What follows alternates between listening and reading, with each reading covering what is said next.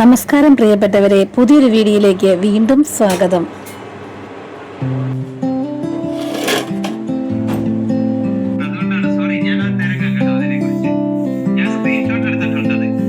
Chicken കറിയോടൊപ്പം live watching.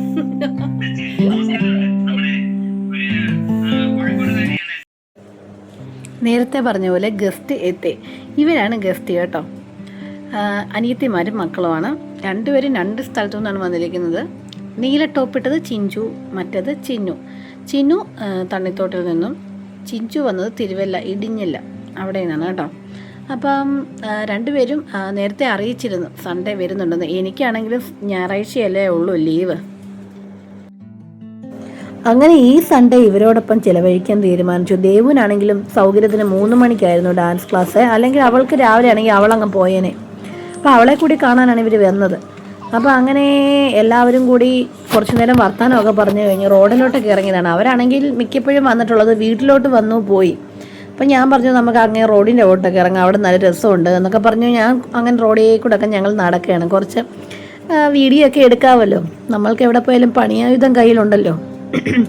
ആയുധമൊന്നും ഉദ്ദേശിച്ചത് സ്റ്റാൻഡും ക്യാമറയാണ് കേട്ടോ.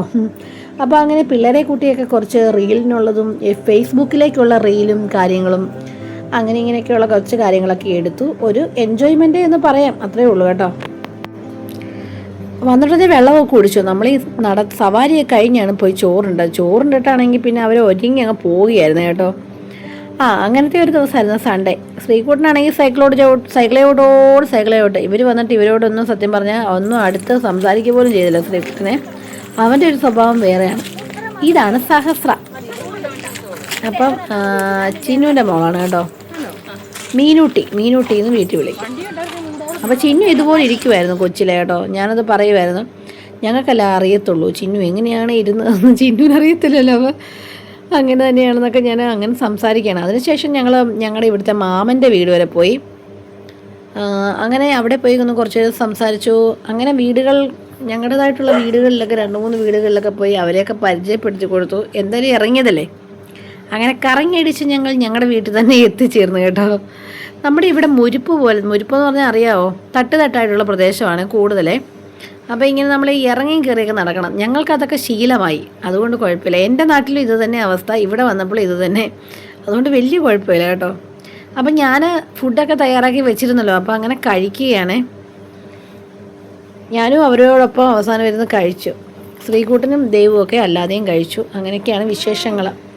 ഒരുപാട് ഫുഡൊന്നും ഉണ്ടാക്കിയില്ല. ഞങ്ങൾക്കാണെങ്കിൽ പ്രധാനം ഫ്രൈഡ് റൈസോ ബിരിയാണി അങ്ങനെയൊന്നുമല്ല കേട്ടോ. ഞങ്ങൾക്കൊക്കെ പ്രധാനം ഇച്ചിരി കപ്പയുണ്ടെങ്കിൽ അതാണ് സന്തോഷം. കപ്പയും മീനോ കപ്പയും ഇറച്ചിയോ അങ്ങനെയൊക്കെയാണ്. ഞാൻ ചിക്കൻ അല്ലേ വാങ്ങിച്ചത്, അപ്പോൾ ചിക്കൻ കറിയും കപ്പയുമാണ്. പുഴുങ്ങിയതും ഉണ്ടായിരുന്നു, വേവിച്ചതും ഉണ്ടായിരുന്നു കേട്ടോ. രണ്ടും ഉണ്ടാക്കി. അങ്ങനെ ഞാൻ അവരോടൊപ്പം ഇരുന്ന് കഴിച്ചു. ഒരു രസം. എന്നും ഒരുപോലെയല്ലേ, അപ്പോൾ ഒരു ദിവസം ഒരു വെറൈറ്റി ആയിക്കോട്ടെ. മീനൂട്ടിയെ ശ്രീകുട്ടൻ വഴക്ക് കെട്ടി എന്നൊക്കെ ഭയങ്കര പരാതിയൊക്കെ പറയുകയുണ്ടോ, നെറ്റിക്ക് കുത്തിയെന്നോ അതൊക്കെയാണ് പറയുന്നത്. ശ്രീകുട്ടൻ അതിൻ്റെ ഇടയ്ക്ക് അത് പണി ഒപ്പിച്ചെന്ന് തോന്നുന്നു. അപ്പോൾ അങ്ങനെ അവരും ഫുഡ് കഴിച്ചു. നമ്മുടെ മുറ്റത്താണെങ്കിൽ ഒരു ഊഞ്ഞാൽ തയ്യാറാക്കിയിട്ടുണ്ട് ചേട്ടനെ. അപ്പോൾ അതിലൊക്കെ ഇരുന്ന് ആടുകയാണ്. ഇത്രയേ ഉള്ളൂ വീഡിയോ. ബൈ.